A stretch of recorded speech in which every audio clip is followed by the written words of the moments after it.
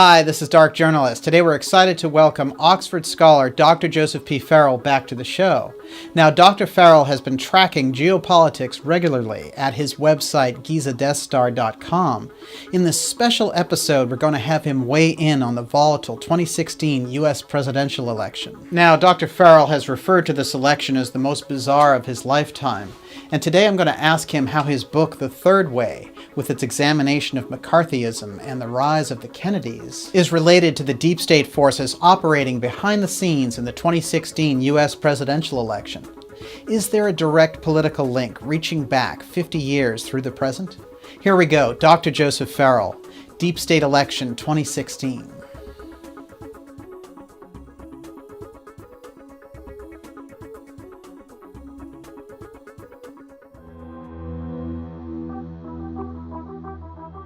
I think that there is something going on here.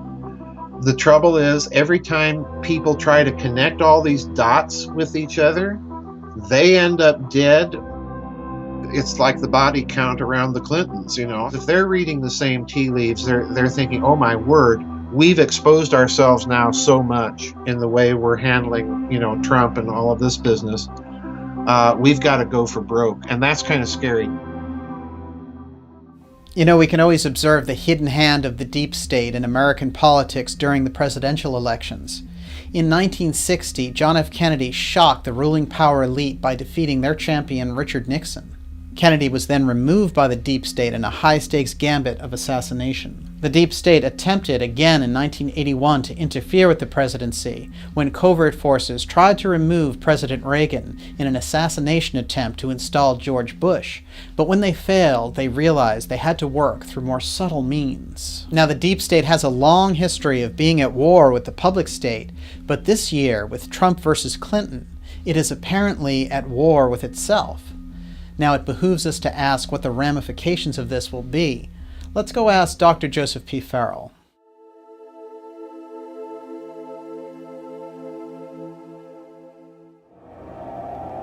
Dark Journalist will go there. The deepest issues, the hardest stories, the biggest secrets. The truth is never easy. With top guests, like former Assistant Housing Secretary Catherine Austin Fitts. Catherine, who is really behind this media censorship? Internet feeds go through satellites. Who controls the satellites? It's the Pentagon. Legendary investigator Graham Hancock. Graham, this cataclysm must have destroyed an advanced culture in our ancient past. It truly was an extinction-level event. It was accompanied by massive animal extinctions. It was accompanied by huge and unexplained sea level rises, and then a sudden plunge of global temperatures. Best-selling author Jim Marrs. Jim, don't these elite corporate owners need us around to buy their GMO food? Why would they want to depopulate? Because they are eugenicists and they believe that they need to purify the human race. And if that sounds like the Nazis, that's exactly what it is. Coast to Coast AM investigative reporter Linda Moulton Howe. Linda, how are we going to scale that wall of UFO secrecy? Humans themselves are bypassing, are beginning to dismiss all of the policies of denial and lies. Dark Journalist will go there. Visit darkjournalist.com and subscribe now for a special summer discount available for just $39 for 1 full year. You'll not only receive access to the complete audio archives to stream or download at your convenience, you'll also get exclusive subscriber-only content and Dark Journalist event discounts. Sign up for our free newsletter to stay updated on the latest shows. Dark Journalist. Let's get the real story in 2016. We need dark journalists, so just keep doing what you're doing.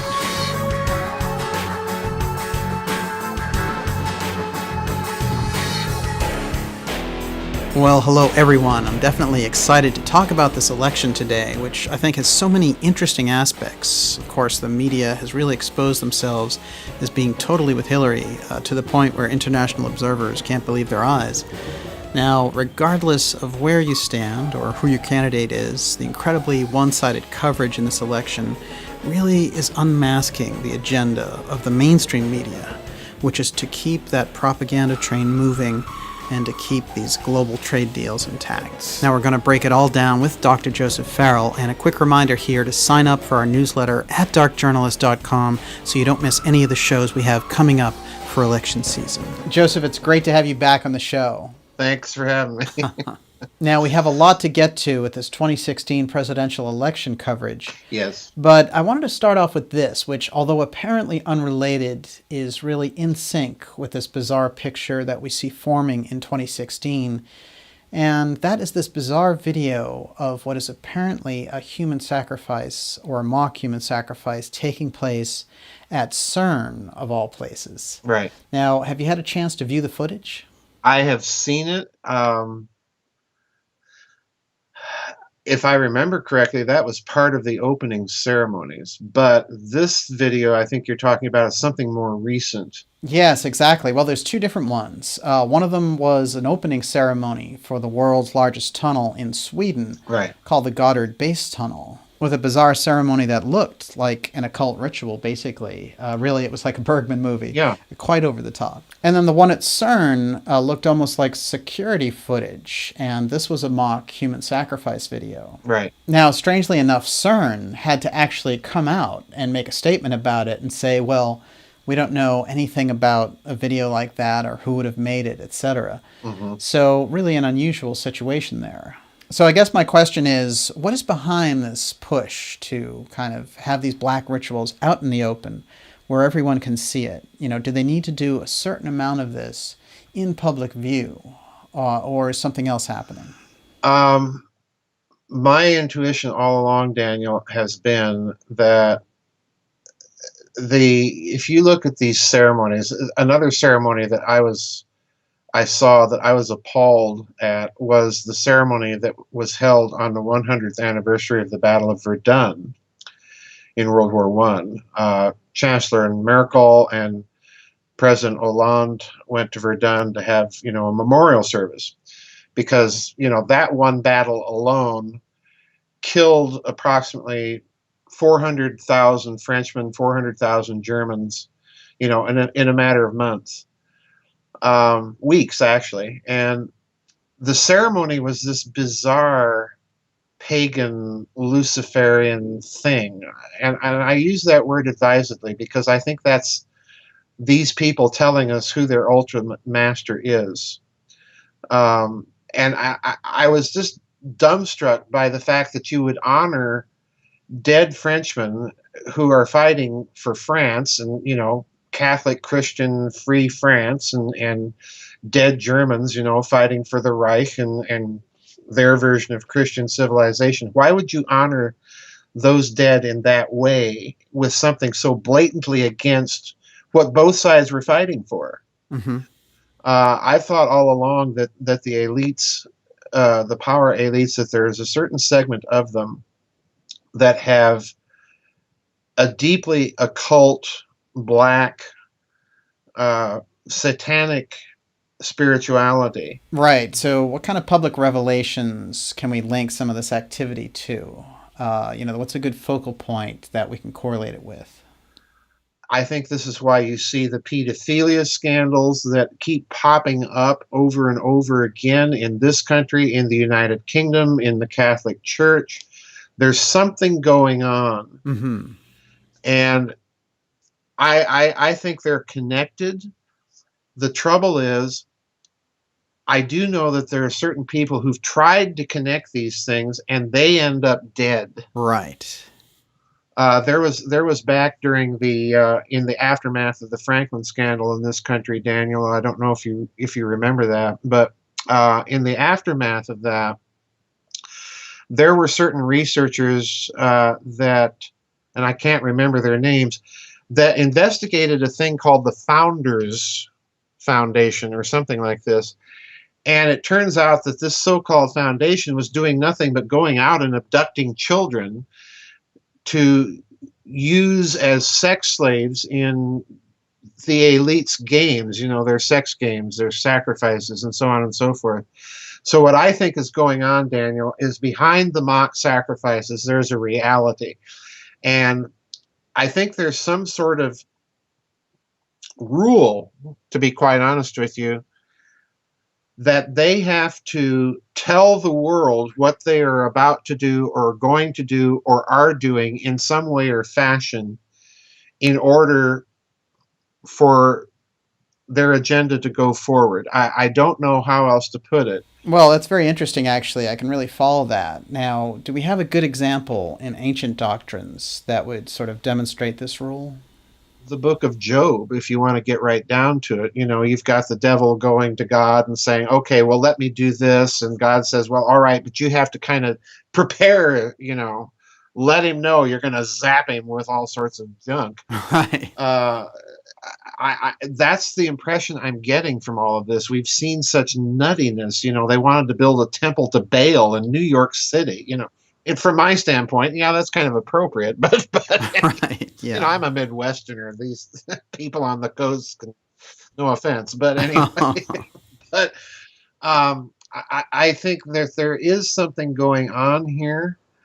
The trouble is, every time people try to connect all these dots with each other, they end up dead, or all of a sudden decide that they need a new career in a different field of research. It's very strange. Suddenly they need a new career in a new town. A new career in a new town. Exactly. Yeah. Now, I think Ted Gunderson is the researcher that comes to mind. That's the name I was trying to think of. Yes, great That's investigator. the name I was trying to think of. Yeah, and his research went really deep. It went very deep, and lo and behold, all of a sudden he ends up dead. And, he didn't strike me of a heart attack, if I remember correctly. And he did, an FBI special agent is going to have government physicals as a part of their regular routine. They're not going to recruit somebody that's not in good physical condition. And he was, an elderly gentleman, but he never struck me as being in particularly bad health. Well, there's just no question that there's a pattern around certain investigative researchers having their efforts cut short.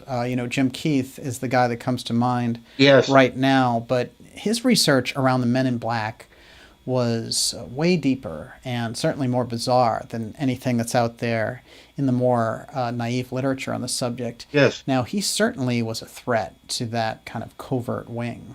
Oh, yeah. I mean, he goes in for, outpatient knee surgery and ends up dead. Yeah.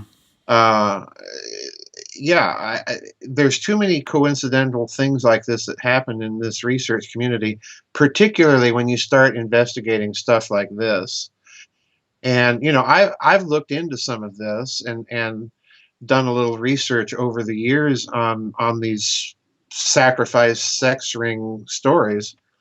And I'm convinced that they're connected, but part of me is cautious about going there, because if I do anything like that, I want to make sure that I have all the dots connected before I put anything out there. And Gunderson appeared to me like he was making deep connections with some of these stories that he was finding out about the founders. And then he ends up dead. So it's like the body count around the Clintons. How many messages do you have to send? Right, definitely. And their body count is really going very high this year. Suddenly, it's just rocketing off the charts. It's unreal. It's unreal, and it's to me it goes all the way back to Arkansas. It's that Bush Clinton nexus again. That they're both corrupt up to the earlobes, and if nothing else, Daniel, I think what Trump is doing is he's thrown such a monkey wrench into the system that it has them genuinely panicked, because what he's done is he's put all of this alternative media stuff that we've been researching and discussing for years, he's put it right into the mainstream, and it's not going to go away. And they know that. Definitely true. Whether he wins or loses, it's not going to go away. Well, it's actually an amazing strategy when you think about it. I had Roger Stone on the show. Oh, really? Yeah, talking about his LBJ book, about LBJ's involvement in the Kennedy assassination. And at the time, his Clinton expose books were just in development. You know, and I found it interesting that he was working on the books a few years before Trump ran for president. And then Stone became the advisor to Trump, and now they're battling the Clintons. It's almost as if Trump understands the implications of the alternative research along the lines of what we're discussing here, and he's able to use them.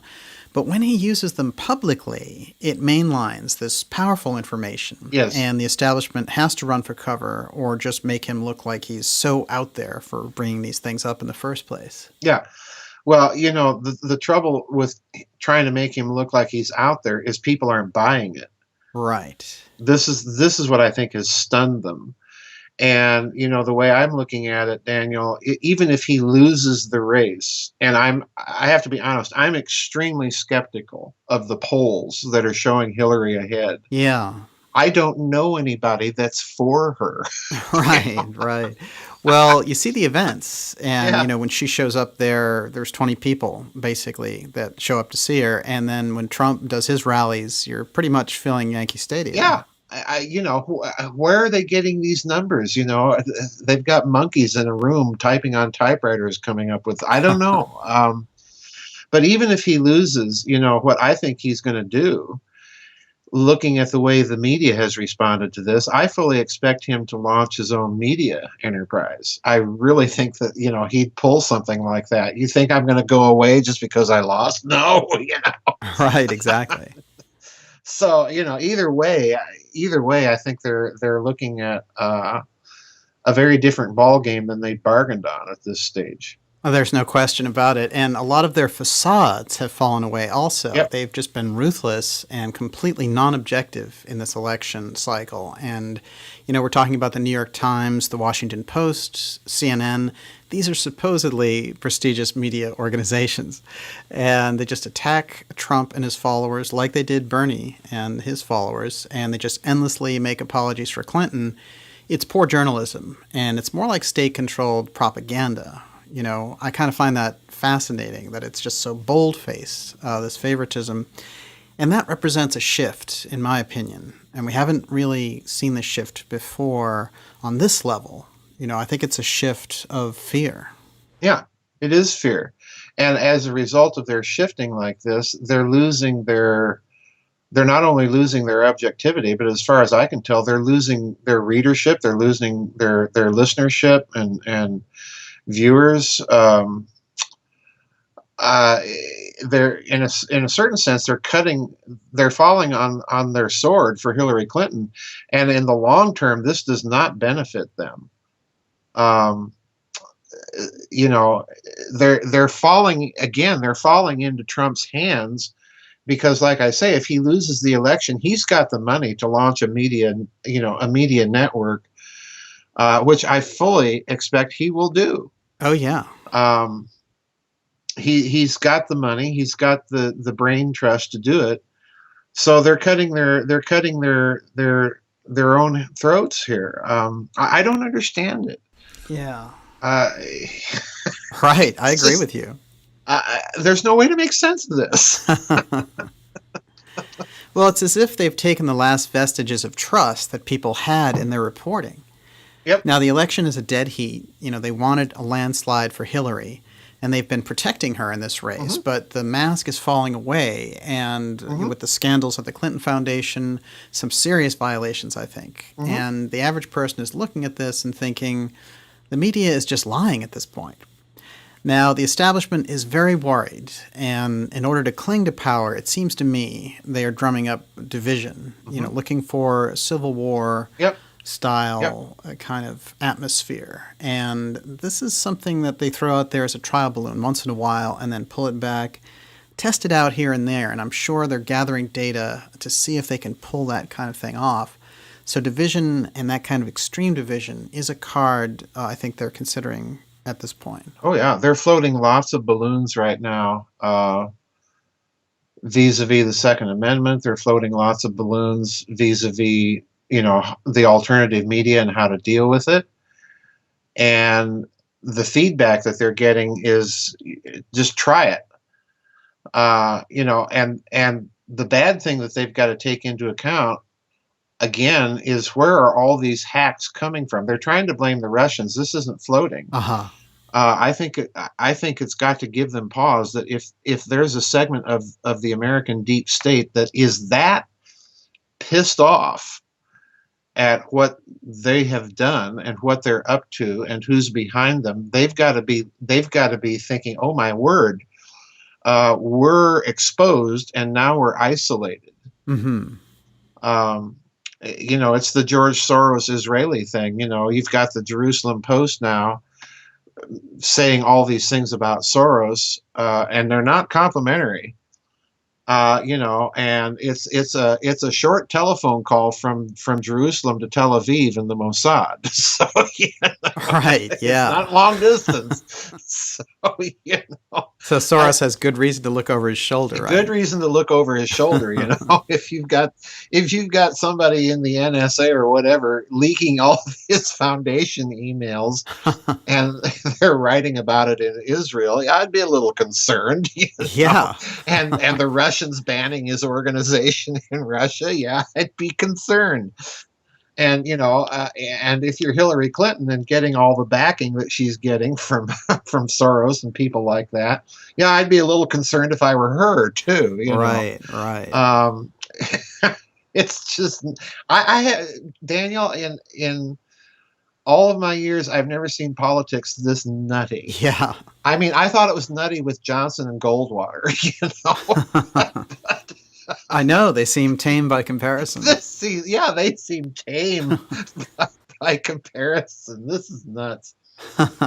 Well, there's something interesting going on in this election, and it goes back to something that you've said about a portion of the deep state attempting to expose Hillary, expose Soros, and also exposing the media. Mm-hmm. Now, a couple of years back, we had the whistleblower Edward Snowden revealing illegal surveillance of U.S. citizens by the NSA. And it's never been explained how one guy just happened to pull off, revealing this much clandestine activity all by himself. So I have no doubt that he was part of a larger operation to get these things out. Mm-hmm. Apparently, he was sincere in wanting to reveal this, but there's a much wider organization somewhere that had to have supported his efforts. Yes. Yeah, I agree. I think there's organization behind Julian Assange. I think there's organization behind Snowden. It may even be one and the same organization. The fact that Snowden went to Russia and Russia gave him asylum, that raises my suspicion meter into the red zone. Mm-hmm. But if there is an organization like that, I think it's just by the dynamics of what we've seen happen with those two and what we see happening now in the American political campaign. I think, first of all, the organization is international in character. In other words, it's not simply a reaction of a certain segment of the American deep state. I think it's a reaction of a certain segment within the globalization crowd that is not happy with, number one, the very dark agendas that the standard names, the Rockefellers, the Rothschilds, they're not happy with the direction they see that old guard trying to move. They're not happy with the centralization part of it. They're not happy with all of this open borders stuff. They don't know what else to do. Right. Catherine Fitz and she was here visiting last night, and we talked a lot about this whole thing, and her take is kind of the same, that there's something going on here, and there's some pushback coming from within that community that is trying to get these dark influences, the Soroses, the Rockefellers, the the Rothschilds, out of the picture and move it in a different direction. So I wouldn't be surprised that you have some sort of covert arrangement with the Russians, with the Israelis, with some of the European nations, trying to fight all of this. I go back to something very significant that is a clue in this regard, and that's the op-ed piece in The Economist last July, where The Economist, at the time, you remember, Hillary Clinton and Jeb Bush were the front runners. Right, they were on top. So the op-ed piece in The Economist magazine, which we must remember is, first of all, it's a Rothschild mouthpiece. It's the mouthpiece for the British deep state, for the British oligarchy. And the op-ed piece was basically saying, you're running these guys again? Can't you come up with something new? Is your political class that calcified? You cannot do anything else? And so, in other words, they're telling us in that op-ed piece, we're very dissatisfied at the way you people across the pond are running things and the direction you're going. So I wouldn't even be a bit surprised, Daniel, if you stirred this pot long enough, this organization that's doing all of this, if you found a healthy dose of MI5 and MI6 people involved in the United Kingdom, I think this is what's got them spooked. Because if they're reading the same tea leaves, they're thinking, oh my word, we've exposed ourselves now so much in the way we're handling, Trump and all of this business. We've got to go for broke. And that's kind of scary too, in and of itself, that they're reacting, like you say, out of fear. Oh, yes, absolutely. Well, a good thing to point out here is that you tend to have a subtext in some of your books that is almost prophetic at times. And I mean, it's analytical in nature, but you seem to find the trends early. Mm-hmm. And now you did this Third Way book last year, which had a major section on Senator McCarthy and the close relationship that he had to Roy Cohn. Yes. And these things were going on in the 50s. Right. Now, in there, you showed how that period segued into the rise of the Kennedys and that whole era, and how the Kennedys were on a number of these committees that were trying to figure out the nature of the force that was taking control of different aspects of the government at the time, or making a pretty good guess at it. Right. And the connections with Roy Cohn and these committees and McCarthy, I find really fascinating now. Because if we reflect on Cohn, and, he was such a major player in that era, and those really deep connections are really showing through there. And for another 40 years, he went on to do this. Now, he was a political mentor to Trump and his lawyer. Yes. And that brings us to this kind of fascinating idea that you've raised, that we could be looking at the mafia and their deep state influence as the force behind the Trump candidacy. I think that at least you have to entertain the possibility, for the reason that if you go back to the mafia's connections with the federal government, this goes back to World War II, when Bill Donovan made the deal between the OSS and Lucky Luciano to use the mob connections inside fascist Italy to, report on Italian movements and so on and so forth, what Mussolini's government was up to and so on. So there was a deep nexus that occurred between the mafia at that time and the American intelligence community, and that continues after the war. The problem here is, I think, what Trump represents to a certain extent. He's made his money in casinos. We know well the connection between the mafia and casinos, because casinos were used in large part to launder their money. Right. So I think what you're looking at with Trump, or at least you have to entertain the possibility, is even though the American mafia is involved in, in the international drug trade and so on, they're involved in the casino industry and so on. What you're looking at with the mafia is nonetheless a group of people that, in spite of their criminal background, are patriotic. Uh-huh. They do genuinely like this country. They want to defend it. Again, using Lucky Luciano as the example here, running his spy operation for the OSS from prison. Right. How does this work? But anyway,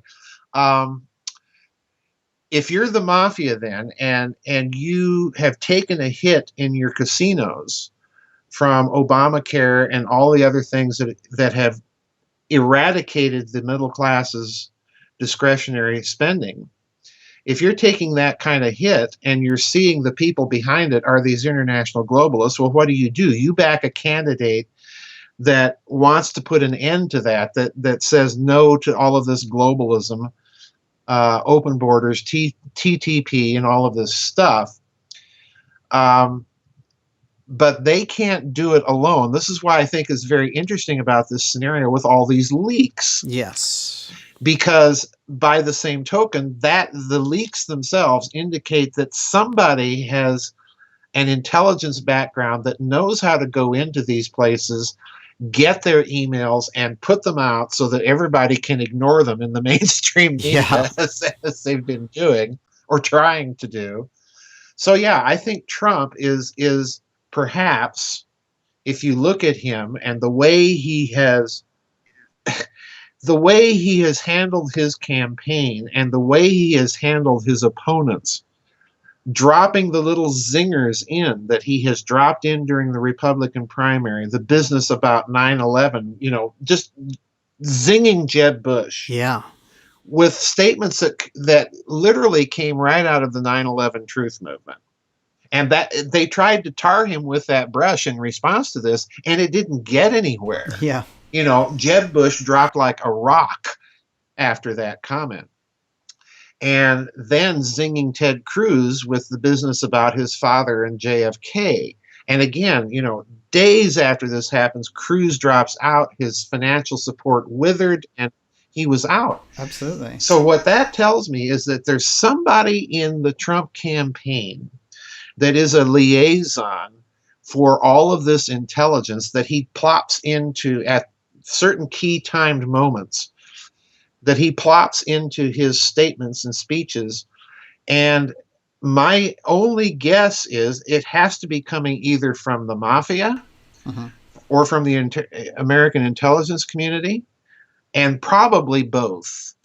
Right. So in other words, the way I'm looking at this election, Daniel, I'm looking at it as a prime example of what I've been calling for years factional infighting amongst, the Mr. Global crowd. Right. And I've told people over and over again that they need to get out of their minds this idea that there's all one huge overarching conspiracy that one particular group is the master controller of, be it the Zionists or the Freemasons or the bankers or what have you. Right. That what you're dealing with is a mafia. These people can all gather around their conference tables and smoke their cigars and sip their brandy and kiss each other's rings and anything else, and plot world domination. But as they near the end game, the closer they get to their goal, the more the factional infighting is going to increase, because each faction wants to be the faction in charge. And that's what I think is going on. I think this election is the international globalists, the centralizers, the neocons are the Hillary people. And the people that say, no, we've tried your way, it's not working, let's go another way, let's try the decentralized approach, and that's the faction behind Trump. I don't think, in other words, what I'm saying is, I don't think the Donald Trump candidacy was just a lark that he got in his head one day. Oh, well, by the way, I'm going to run for president. Yeah. I'm tired of building casinos. No, this guy doesn't operate that way. I mean, come on. He's too smart for this. Right. So, I think there's something else going on behind his candidacy that nobody has really looked at. Absolutely. I completely agree, and I'm sure it explains why the media is showing their real face here. Now, when we come back, we'll take a closer look at these factions that are battling. Last round of part 1 coming up here with Dr. Farrell. Stay with us. Go deeper with Dark Journalist. Subscribe now and you'll have access to the complete audio archives to download or stream at your convenience. Receive advanced updates and discounts on Dark Journalist events. Enjoy exclusive subscriber-only content. Go deeper with Dark Journalist. Visit darkjournalist.com and subscribe now for a special summer discount, available for just $39 for 1 full year. Dark Journalist. The truth is never easy.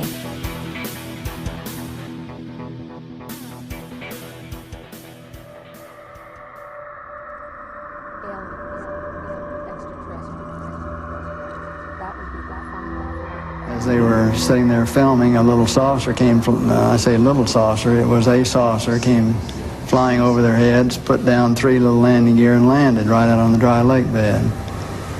And they picked up their cameras and started over toward it, filming as they went.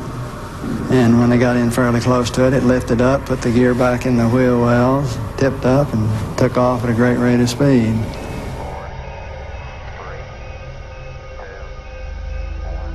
Dark journalist will go there. The deep state has a long history of being at war with the public state, but this year, with Trump versus Clinton, it is apparently at war with itself. Hidden technology. So in other words, the possibility exists that you have here a machine that is manipulating magnetic fields on a planetary scale that has nothing to do with particle physics. The black budget.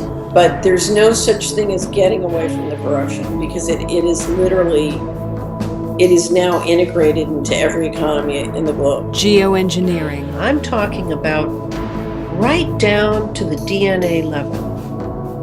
Imagine that you have now the microprocessors and sensors, along with everything else, into every human body.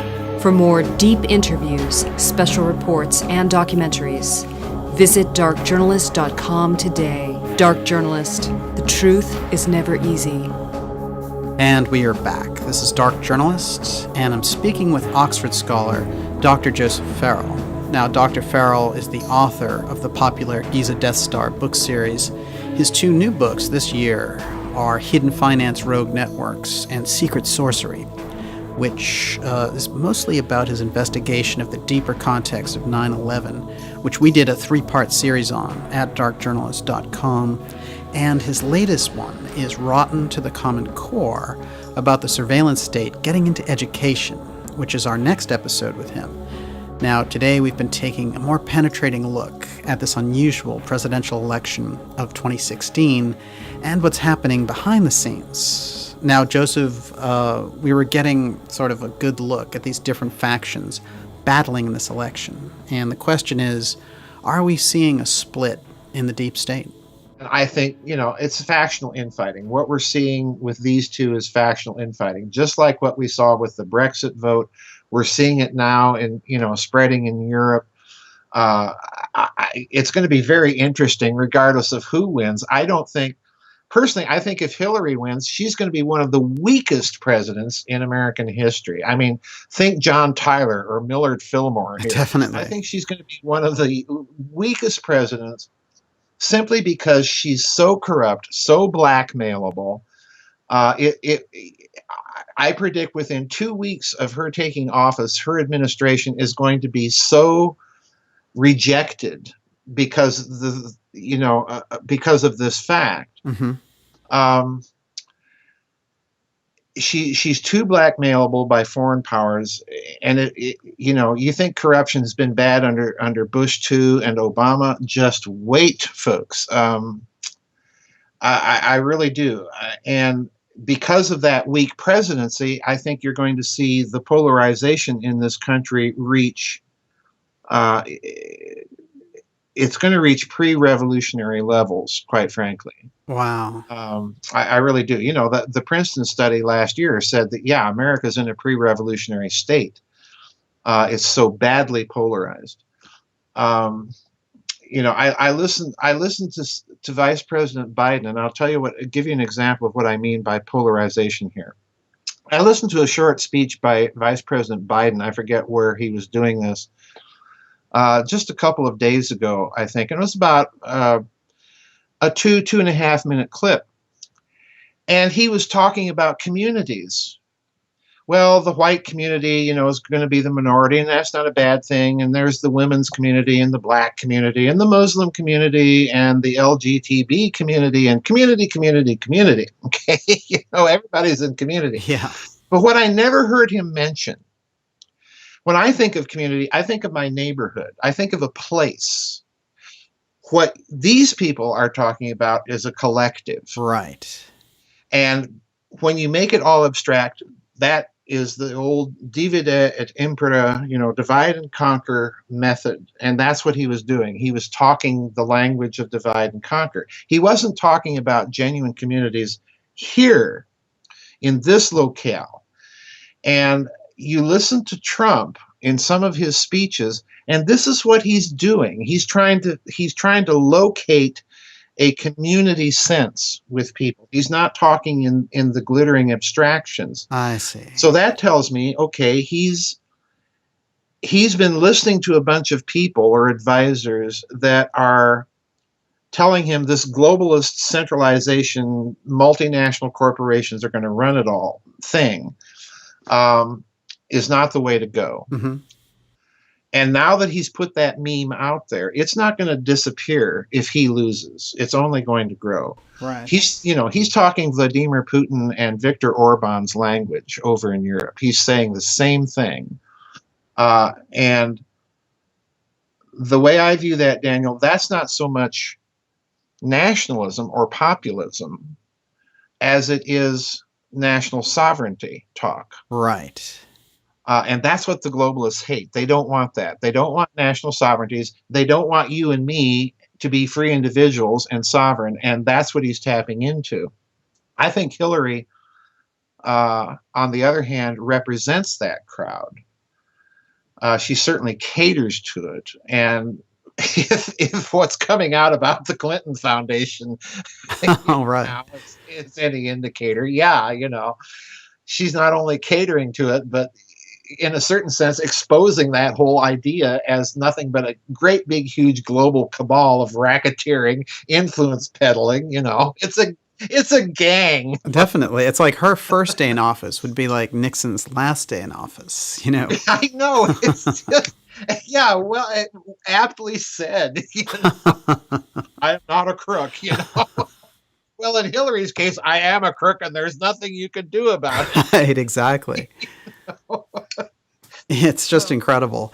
Now, I want to go back to your Third Way book for a moment, because you've pointed out in there that these post-war influences of fascism and communism, yes, they embedded themselves in the national security state, into the political life of the nation, and they've sought to assert power again. And it seems now like the communist influence, as you just mentioned in Biden's weird speech about communities, that communist influence seemed to grow into that Obama, Biden, Clinton wing. Oh yeah, it's always been more closely associated with the Democrats than with the Republicans. Which the opposite is true of the Republicans. You have that fascist, what I call the Sullivan and Cromwell crowd. Right. Alan Dulles, John Foster, John McCloy, making all of their dirty deals with, the Nazis, with Galen at the end of World War II. So, the Republicans aren't innocent here, folks. Exactly, but, yeah. What gets me, Daniel, talking about this election where things are so in your face, I mean, my word, we've got communists trying to show up and protest Trump rallies, and they're openly waving their communist flags. This doesn't make the mainstream media, and they're throwing their support to Hillary. Well, what does that tell you? The reason I put that in the Third Way book, these committees, as I said, I think when we did that interview, was the way I'm looking at it, Daniel. I don't think anybody has sat down to do a comprehensive history of why in the world are we having all of these congressional investigations, Republican and Democrat, after World War II, dealing with shadowy influences in the federal government, be it McCarthy and his communists or Kefauver and the mafia, or the Reese Committee with the foundations, which we'll probably get into today with the Common Core book. Mm-hmm. There's all these committees. Oh, yes. And no one has done a history of what really is going on here. Why do we have all of these committees popping up, investigating these little things? And why has no one attempted to connect the dots between them? So what I suspect, as you've alluded to in your question, is that there may have been a perception that the two greatest national security threats that this country has faced in the last century, communism and fascism, were working behind the scenes during that era in conjunction with their American deep state, high finance backers in both camps to orchestrate and maneuver themselves into positions of power and at the same time expose their opposite numbers. Right. Because for example, you dig into McCarthy, Senator McCarthy, in Wisconsin, one of his big backers, financial backers, was this Wisconsin millionaire with openly pro-fascist sympathies. So in other words, go get them, Joe. Go get those commies, you know. You had this working, and clearly he's getting intelligence from somewhere. Yes. In his investigative committees. So the thing I'm suggesting is, yeah, I think these two factions are hidden. They're in the woodwork, so to speak, of the federal government, and they're trying to take out their opposite number. And lo and behold, here we are now in this election, and we see something similar happening. Mm-hmm. We've got a Nazi collaborator in Darth Soros supporting his young apprentice, the Sith Lord Hillary. Right. You know, and at the same time, she has all of these murky connections with the Chinese and so on and so forth. And then we've got the other pissed off part of the American deep state represented Donald Trump. You know, so I'm like, it's the 50s. Yeah. Right. I think you can draw a line from there. Yeah, you can draw lines here. Definitely, yeah.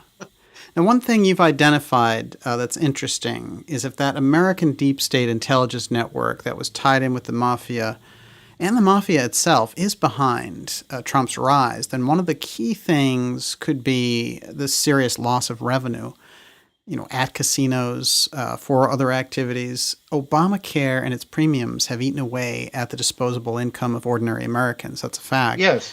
So, you know, Yes. Here's this element of the mafia and the deep state saying, hey, you and the international corporations cut us out of the pie.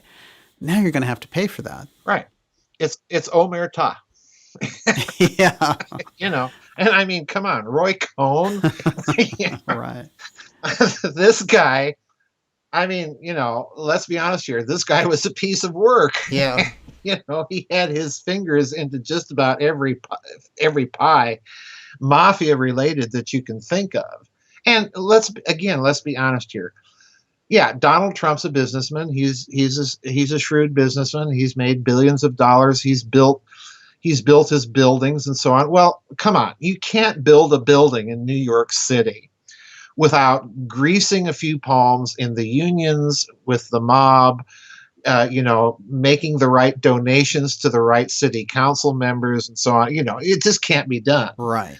So he knows how this game is played. He's got those contacts. You know, Roy Cohn is probably just the surface part of it, the most visible part of it. But, you know, he can't be in that business. He cannot be in the casino business and not know who the players are. Right. So, yeah, I do think that Trump, he's not getting all of this intelligence on his own. I just don't see that. And even with his connection to Roger Stone, Mm-hmm. You know, Stone would be the kind of man that would know who to talk to in the NSA or the CIA or the FBI to find out things. So, yeah, I think Trump is a pissed off deep state faction candidate. I really think it makes a lot of sense. And we'll go further into the geopolitical reasons for this and how interesting aspects of the military are joining his team while others are divided. What's behind that? Now, in part two, we're going to get into all this, and we'll tie in how the surveillance state is now in the middle of a takeover of the education system and how all this ties together. So subscribers to darkjournalist.com will get that episode next week, and it's really the time to subscribe with the discount ending soon. So do it now, and that helps the program. Joseph, thank you. Amazing stuff today, and stay right there. Let's drink some more coffee, and we'll do part two right now. Okay, good. Thank you for joining me for this fascinating episode on Deep State Election 2016 with Dr. Joseph Farrell. You can find more special reports, deep interviews, and documentaries at www.darkjournalist.com. You can also subscribe here to our YouTube channel to receive the latest videos. See you soon.